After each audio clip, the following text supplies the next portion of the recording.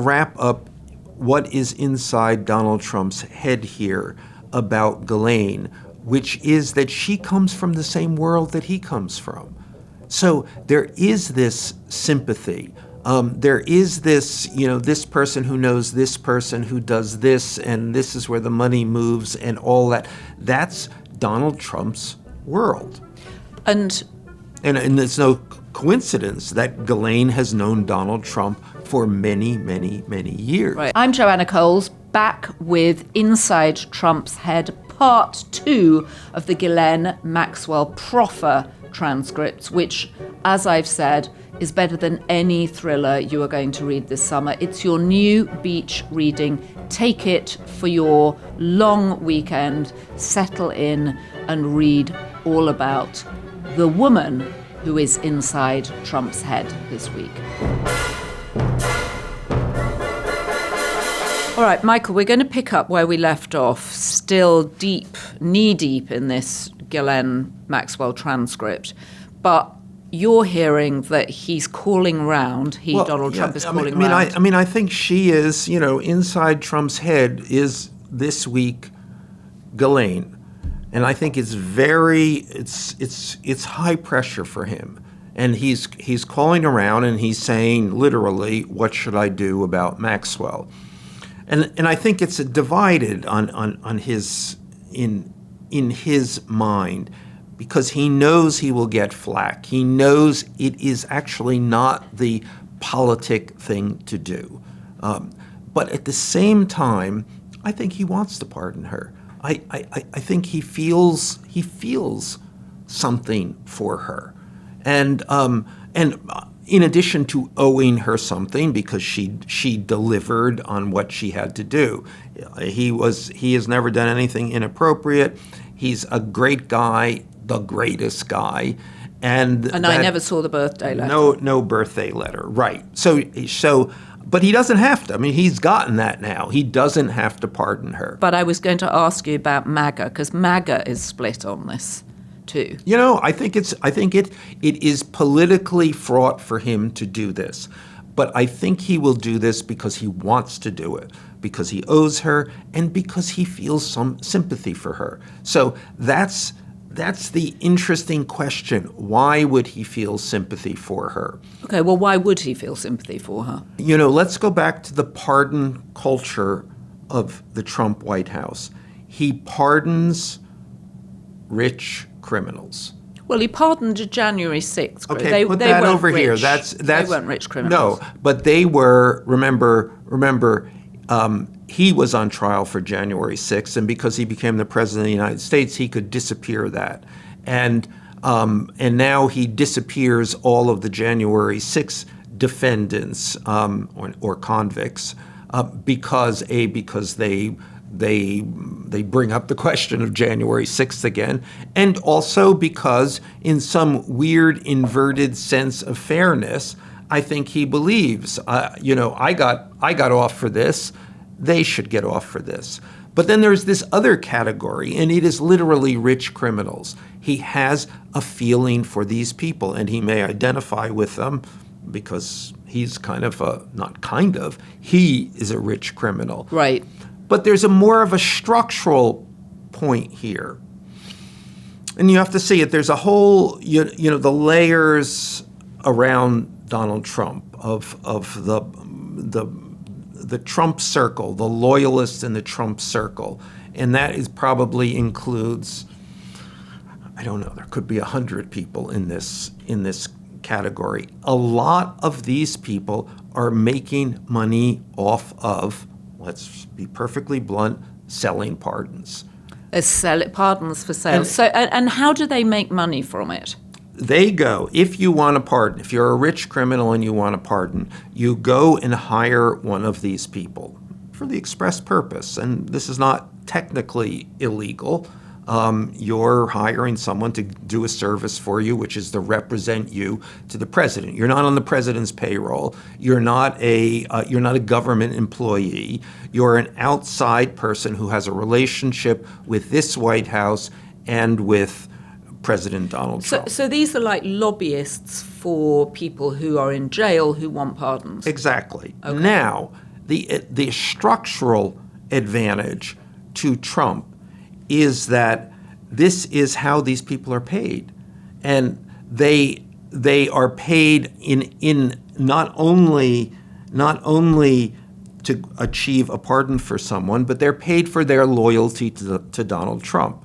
So Donald Trump is getting two benefits here. He's getting a lot of people who are constantly in attending him, right, who he doesn't have to pay. Right. And they are incentivized because of what they're selling to be loyal to Donald Trump. All right. So I've got a list, actually, of the people that he's pardoned since he came into power.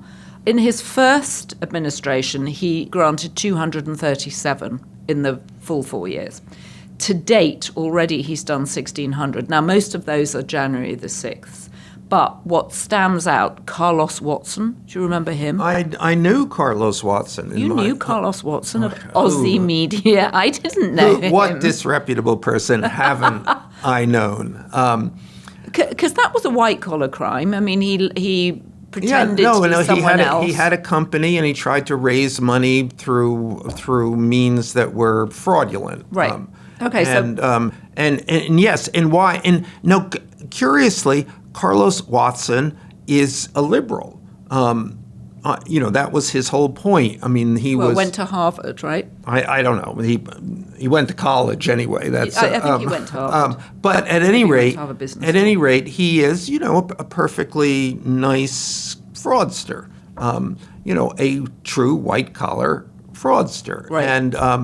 And so this is not an ideological pardon. This was because he knew the right people. He had the money, and which enabled him to make the right contacts who could then represent him to the President of the United States. Okay, so then we have the Chrisleys that got a lot of attention because they're a reality television couple who got convicted of fraud. I mean, almost all the people that he's given pardons to. Michelle Fiore, who was a Nevada politician who was convicted of diverting donations. The Chrisleys, I've mentioned. There was a healthcare exec called Paul Wolff for tax crimes. They're all white-collar crimes. Michael Grimm, the former New York congressman, tax fraud. Larry Hoover was a gang leader. Don't know him. Do you know Larry Hoover? Just got a federal sentence commuted, it says here. And then there was the Arkansas state senator convicted of bribery and tax fraud who was pardoned, Jeremy Hutchinson. So... Yeah, no, I mean, this is all because people are basically hustling him and lobbying him because it's white-collar crime and they're not a danger to other people? No, I don't even think that's the issue. I mean, he can excuse a danger to other people, and there have been instances of that, of pardoning people who you wouldn't necessarily want on the street. But these are people, as I say, who they're buying the pardon. They're buying the pardon. And you do this by hiring one of his people. And by the way, it's not necessarily certain that if you hire one of these people, you're going to get a pardon.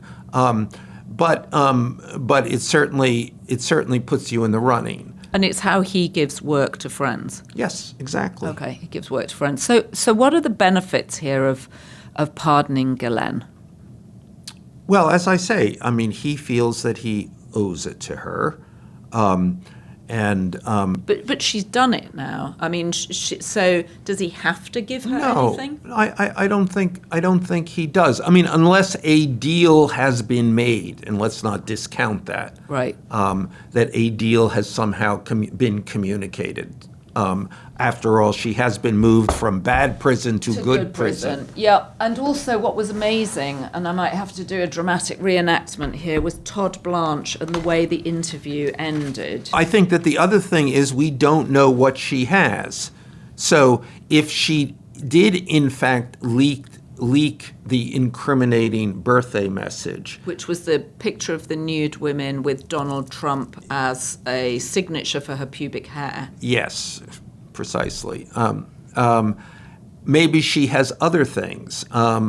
Those photographs, for instance, that that I saw that I believed were probably in Jeffrey Epstein's safe when it was raided, a set of about a dozen snapshots of Trump with some of the girls who were at Epstein's house in Palm Beach. Girls Topless. who topless. I don't know their ages, and it was not clear in the photographs. Does she have copies of those photographs? She would have been there, my understanding was, when they were taken.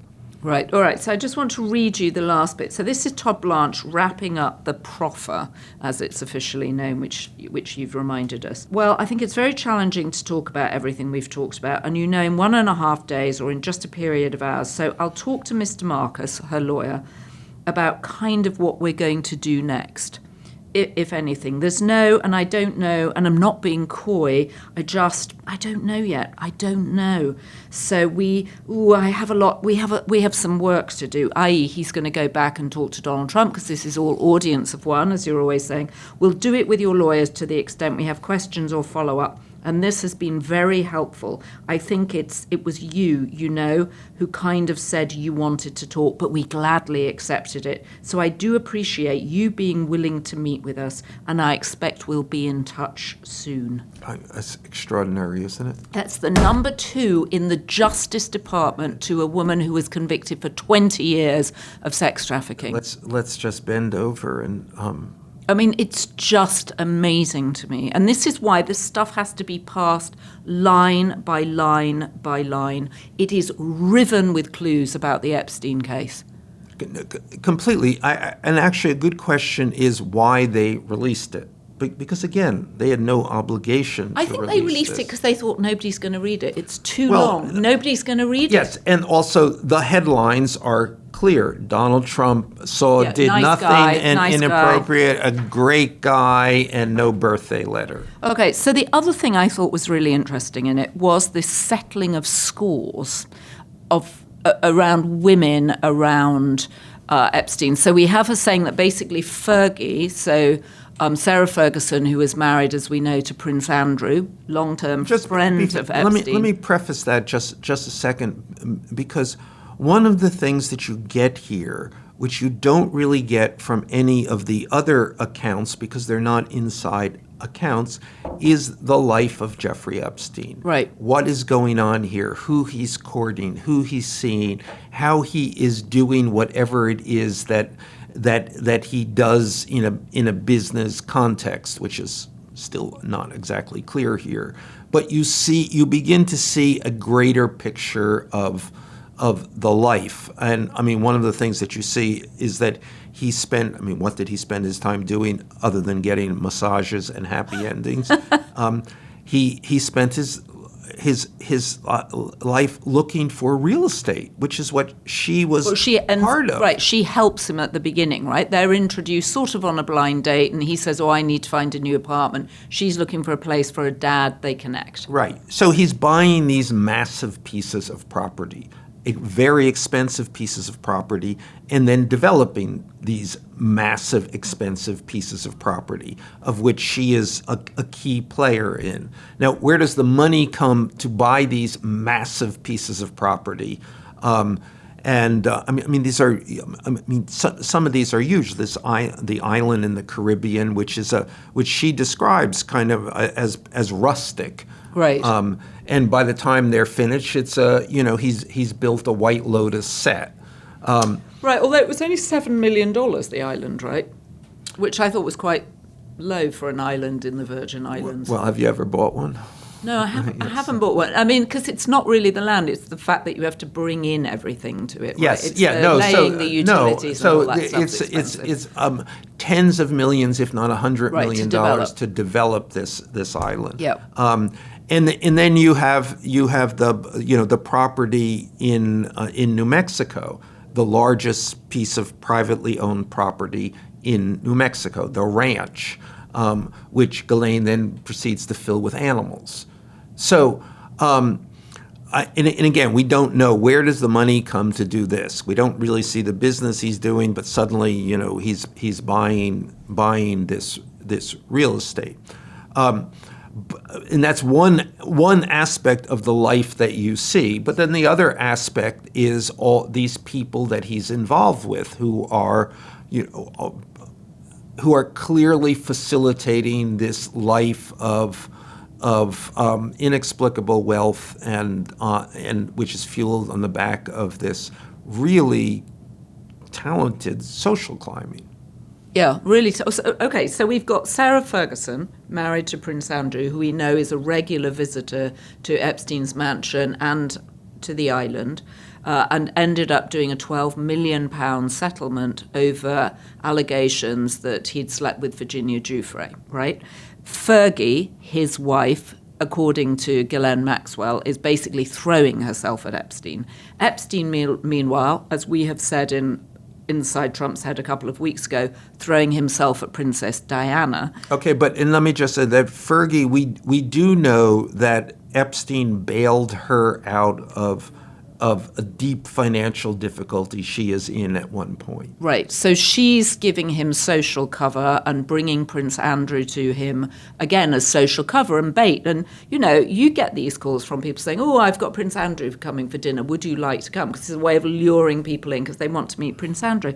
But then there was one that I found really interesting. And Ghislaine, throughout the transcript, is sort of saying that she was going out with him, but was she really? They only slept together once, then they didn't sleep together again for another 9 months. No, but there's this other thing. They didn't have sex. They had sex once, but then they travel together and they sleep together. In the same bed, yes. Right, but they don't have sex. But she describes him, she then comes to realize that he may have had lots of other women going on at the same time. And she's clearly very envious or jealous of his relationship with Eva Anderson, who who becomes Eva Dubin and who was a Miss Sweden, right? Yes. Okay. And the Dubins, Eva Anderson marries Glenn Dubin. They become a very important social couple. Yeah, in New York. Eva Anderson then becomes a doctor. So in this, she's a. I mean, this is one of Jeffrey pay for her in medical school too? I don't know. I know that there's a later girlfriend who he does send to dental school. Dental school, yeah. But another one of these things, and it's so Eva Dubin, who is obviously a model, Miss Sweden. But she's then in lots of the early pictures. Yes, but then in the transformation, she's then becomes a very estimable doctor. I mean, it's just full of things. It's the best summer read. I don't want to sound cynical or mawkish or malevolent about this, but it really is bursting with clues as to the questions that have dominated. Or too enthusiastic. But it is... it gives so many clues to how did Epstein make the money and why did people go and hang out with him. Yeah, no, and of this life that he led. And she's kind of, she clearly doesn't, or at least represents it, she doesn't entirely understand the life. So even when we look at this, and a lot of trying to parse this is that his social climbing was on the back of Ghislaine, who was well connected in British society. But she says, no, he was already well connected before I met him. He was already moving. He already knew people. And in fact, the Princess Diana chapter, in which we had talked about on a couple of episodes ago, in which I talked about that he and Trump had a competition who could sleep with Diana first, and that Jeffrey Epstein had this weird role in which he was the person at functions where Diana was present. When the seat beside her became empty, he was the seat filler. Jeffrey Epstein was then pushed in so that she would never have an empty seat beside her, and that Trump was very envious that Epstein had achieved such a position. Well, and in another weird turn of events, Diana then goes out with Dodi Fayed. So it's not so far it's not such a stretch that she would have actually maybe gone out with Jeffrey Epstein. He was a bachelor, he was living in New York, he had a huge house, he clearly had lots of money to give her the lifestyle that she wanted. But she ends up going out with Dodi Fayed, obviously ending in a terrible car crash. But his father, the owner of Harrods, Mohammed Al Fayed, then goes on to be accused after he's died by more than 300 women. The worst kind of thing. The worst kind of sexual abuse. Yes. I mean, that almost puts Epstein actually, in a different category. And I actually, this weekend when I was back in the UK, ran into someone who used to work at Harrods, and I was asking them about the story. And he said, we used to hide the women employees when we knew Al Fayed was on the floor because he would come after them. No, old man Al Fayed is clearly, he may establish, he is the worst boss of all time. Worst boss of all time. I mean, it's the scale of it. And in particular, you think of Jimmy Savile, I mean, hundreds of children that he abused. It's just, I don't know, these guys, it's just so weird. So weird. Anyway, we've got off track. Yes. We've gone off track. We were talking about Trump pardoning people. And Jimmy Savile Jimmy always Savile get your always. I know, sorry. Yes. Sorry, I always go back to Jimmy Savile because, again, hiding in plain sight. Mohammed Al Fayed, hiding in plain sight. Jeffrey Epstein, actually not hiding in plain sight because he wasn't really out there. In fact, he was phobic about going to restaurants and he liked to do everything in his own home. But in a sense, he was. I mean, I'm not sure somebody like Mohammed Al Fayed was hiding this. I mean, the fact that he was jumping on people, the fact that he was whatever he did, so malevolent. But he had he was all about respectability. That was the Dodi Fayed thing, marry Diana. Jeffrey Epstein he actually was a show-off. Wherever he went, it would be with 3 young women, always. And it was as though he wanted to be known for this. Maybe he wanted to be caught for this. Maybe he was, and I always felt that it was some kind of joke that he was playing. Come get me, or right, here I am. Well, and also the conspiracy theories. Mohammed Al Fayed accused Prince Philip, married to the Queen, of murdering Diana because they didn't want her to marry his son.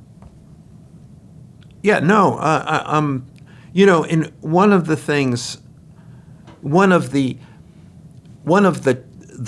Trump attractions to Jeffrey Epstein was in fact that he went around. Have you seen? There's a lot of Trump talks about Epstein as have you seen this guy? Do you see the girls he's with all the time? Yeah. Okay. All right. So the other person that's in this is Lynn Forrester, who becomes Lynn Rothschild. Right. So, and this is, here is a person who has been on the edge of the Epstein story, but the very edge. Her name does not come up, and this is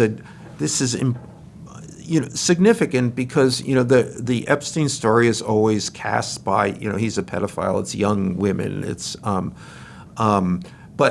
but Lynn Forrester is not a young woman, and she is a person of high standing and accomplishment who is central to the Epstein story, and Ghislaine points to her here.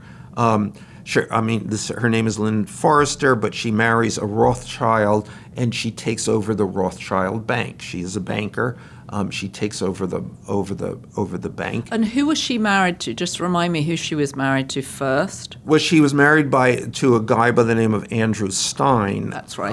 Who was in the early 80s the president of the New York City Council. Then the structure has changed, and whatever that job is, the job title changes, but a politician in New York.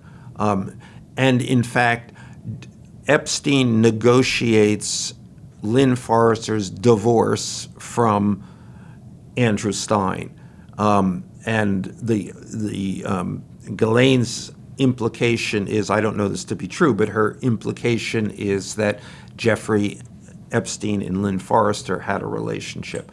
But certainly they ultimately had a business relationship through the Rothschild Bank. And doesn't she also say that, in fact, it was Lynn Forrester who introduced Prince Andrew to Jeffrey Epstein while they were all on holiday in Nantucket? Right. So that's an interesting thing because, again, it was always the surmise was that Ghislaine had the Prince Andrew relationship, and she brought him into the Epstein fold. And so she's clearly distancing herself from that at this point. Okay, so she's distancing herself from Prince Andrew. Drive-by hit on Lynn Forrester / Rothschild. And so what you see is also again, the view we have is Epstein surrounded by teenage girls. Right. And this suddenly is a view of Epstein surrounded by women who can, highly accomplished women. Yes, who can give him something. I mean, one does not negate the other, of course, but it's interesting to see them contemporaneously.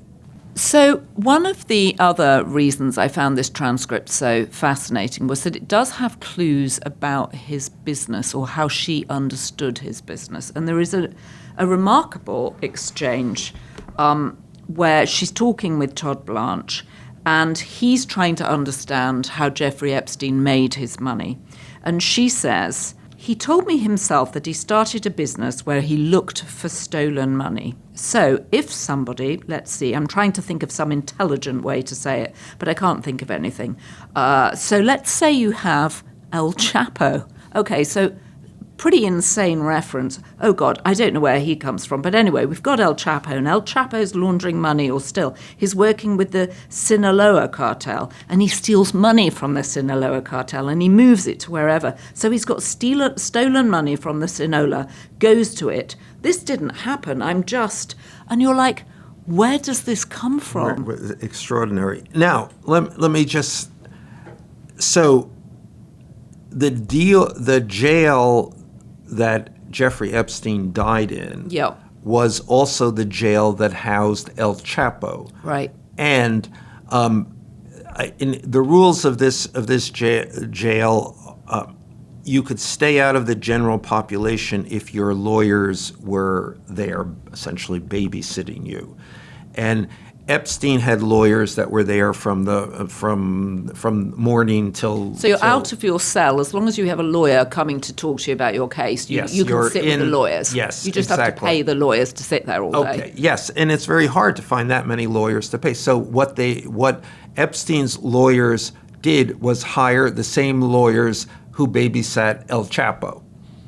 It's just Now, crazy. I don't know if that's at all related to what Ghislaine is saying, but it's these strange intersections at these strange underbelly. So strange. It's so strange. You know, I just want to wrap up what is inside Donald Trump's head here about Ghislaine, which is that she comes from the same world that he comes from. So there is this sympathy.